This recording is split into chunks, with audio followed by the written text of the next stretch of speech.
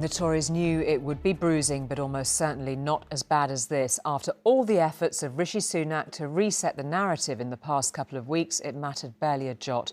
The party is facing the loss of hundreds of councillors, most of the mayoral races, and were comprehensively trounced in the Blackpool South by-election. There are results still to come in, not least the West Midlands mayor, which could well stay Conservative. But even in one small bright light of consolation for the Conservatives, Tees Valley, where Tory Ben Houchen stays as mayor, the swing in the Labour vote spells danger for Sir Keir Starmer. The multiple gains, especially in Blackpool South and regaining councils like Hartlepool, should now see the party on the path to power in the general election. But it is far from a straightforward picture. Even with these results, Labour's vote was squeezed by those unhappy with their stance on Gaza, and they failed to crack some key targets like Harlow in Essex. I declare that Christopher Paul Webb is duly elected as the Member of Parliament for the Blackpool South constituency. Blackpool South, the one by-election in a festival of local, mayoral and police commissioner polls. A decisive victory for Labour, one of the biggest voter shifts or swings to the party since the Second World War. That was a shout from Blackpool. We want change, and Blackpool speaks for the whole country.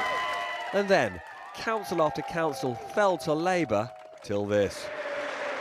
To be re-elected for a third term in my home, in my community, is absolutely the greatest honour that anybody could ever give me.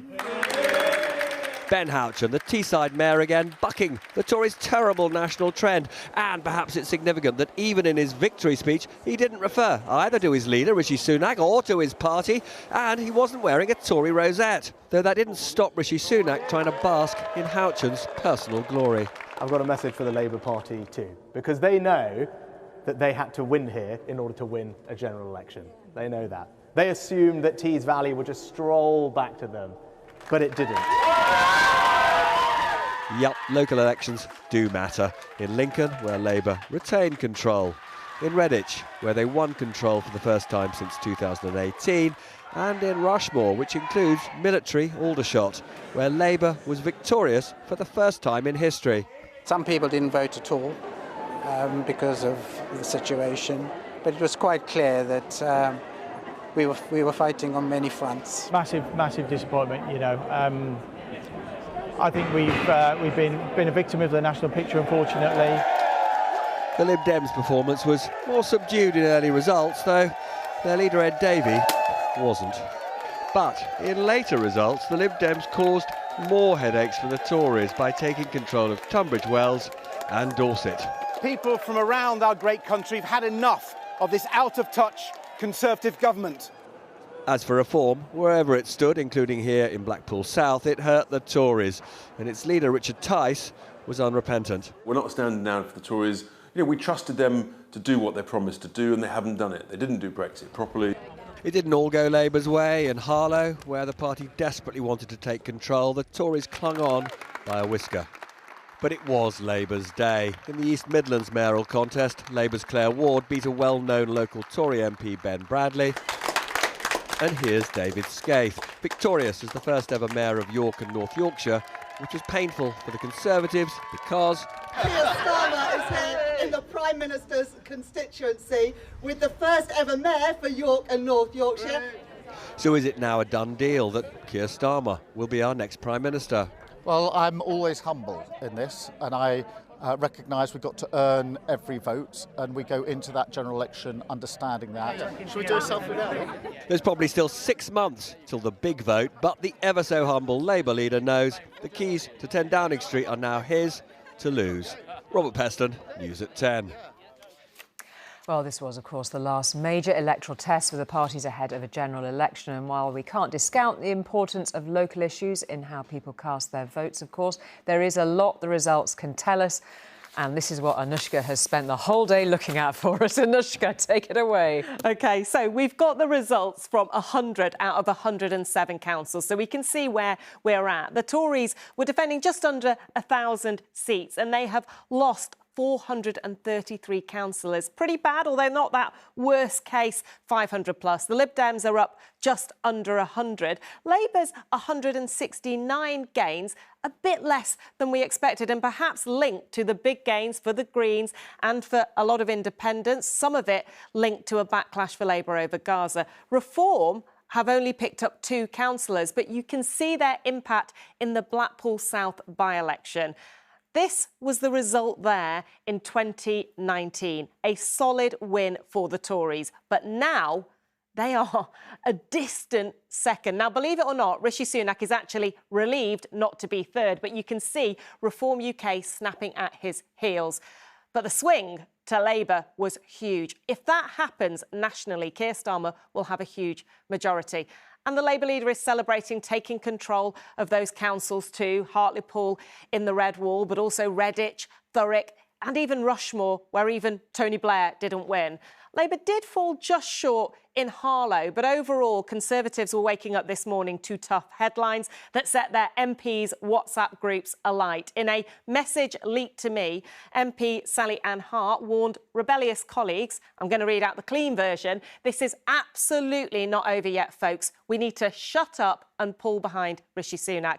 Another MP messaged me, just hoping the headbangers realise the only way out is together, not through bloodletting. Well, good news for them. The plotters told me they headed to the pub this afternoon, claiming Conservative Ben Haushan's win in the Tees Valley saved the PM from a leadership challenge. Although this result is still a big swing towards Labour. Now, overall, Professor Colin Rallings says Blackpool suggests a big Labour general election majority, but not all the results do. The local elections are more nuanced. The Conservatives have done less well than they did last year, and Labour perhaps a little better. But how that would translate potentially into a general election, it's likely Keir Starmer to be Prime Minister, but whether he would have a majority and quite how big that majority is still open to question.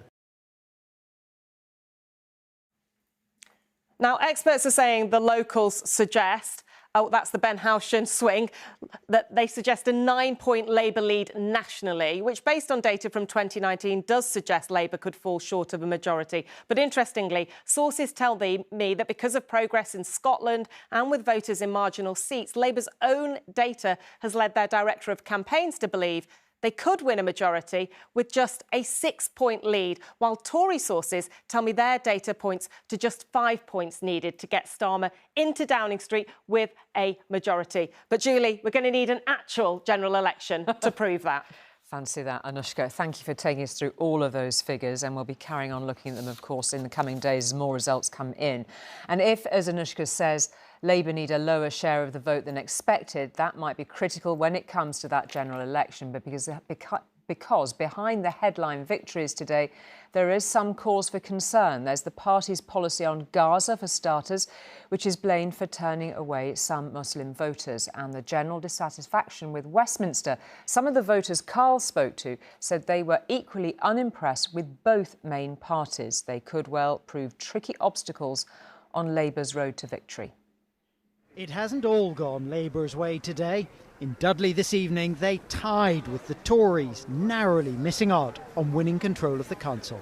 Were you expecting or hoping at least to win this? Oh no, we were hoping to do exactly what we've managed to achieve today, which is to take a Conservative-led council into a position of no overall control. And elsewhere, in wards with significant Muslim populations, Labour's vote fell.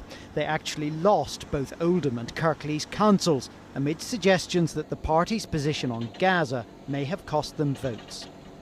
I think it definitely has some impact on, especially in Oldham, especially in where the Muslim people live. It does have an impact on all these political parties that are supporting the war in Gaza, and that's Tories and Labour. Just a few days ago, Keir Starmer said his party had to win in places like Harlow, but they didn't win in Harlow. The Tory MP is delighted. So they were measuring the curtains of the town hall. They were measuring. It looks like they're measuring the curtains of Downing Street. They looked in Harlow. They looked like the cat that got the cream, and the public don't like that. In Hales Owen, Tory West Midlands Mayor Andy Street has attracted votes which would otherwise go to Labour. In Bella's gift shop, the owner thinks she might go back to Labour. But I don't know, nobody there that I go, oh wow, you know, I feel like we've got real faith in them. But yeah, as a family, we've always been Labour strong, so it has been a change over the last few years, but it could be time to go back over to red. But the attraction of Labour isn't that strong. No, I just don't feel the connection. But yeah, but they've got work to do, haven't they? Pauline did vote Labour this time, but when I ask why, she talks about the Conservatives. A lot of them are rich people. They're born with silver spoons in their mouth. The morals of some of them are very questionable. It sounds a little bit like you're voting against the Conservatives more than in favour of Labour. Yeah, it is really. You're right there.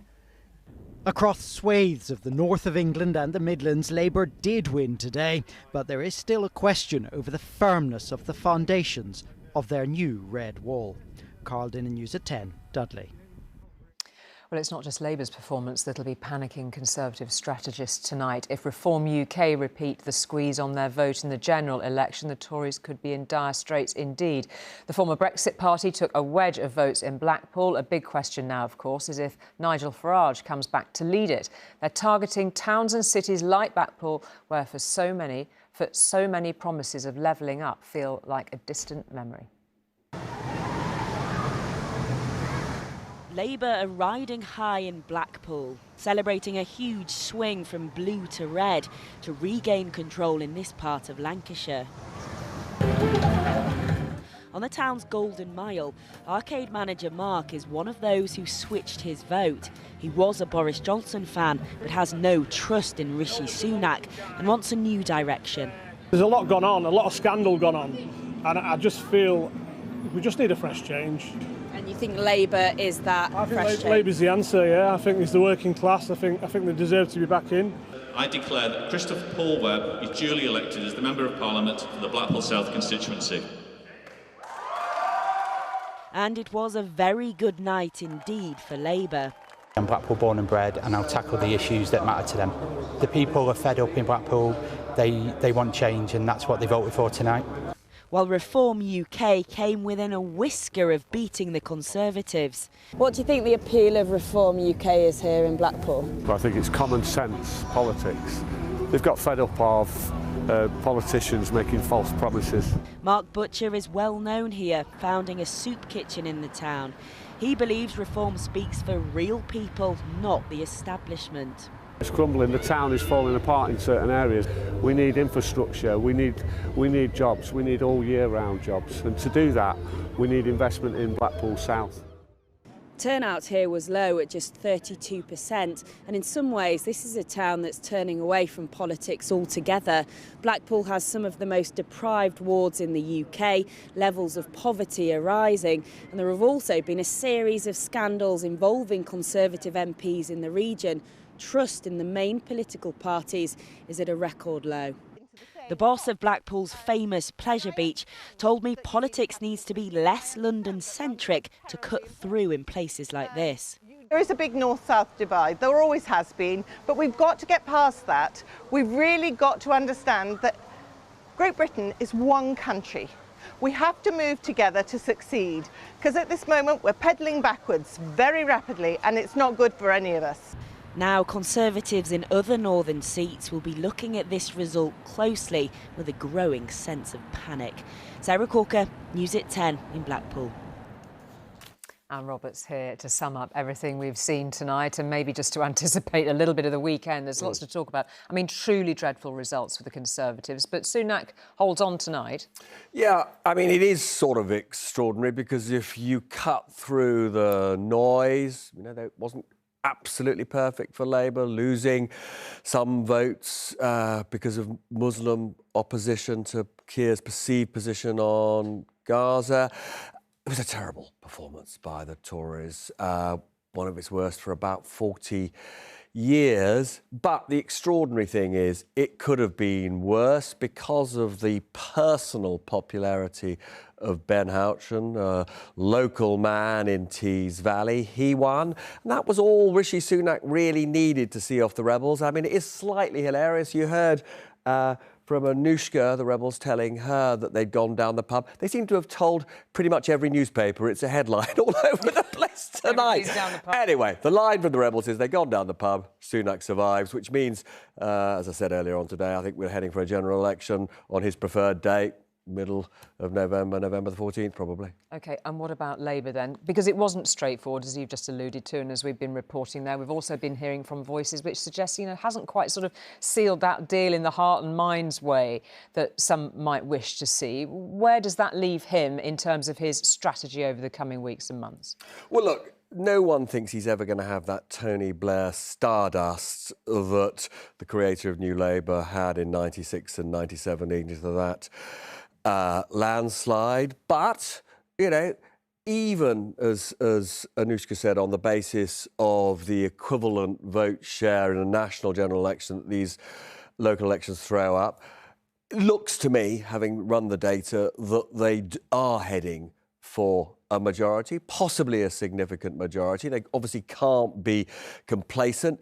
There's be a bit of anxiety tomorrow around the West Midlands result. When I was talking to senior Labour figures, they say it was too close to call. Andy Street may therefore, a Tory, again win, partly because of his personal popularity, very little to do with Rishi Sunak's lack of popularity, and partly because, again, Muslim voters may not be turning out for Labour in the way they should. But broadly, it's been a very good night for Labour.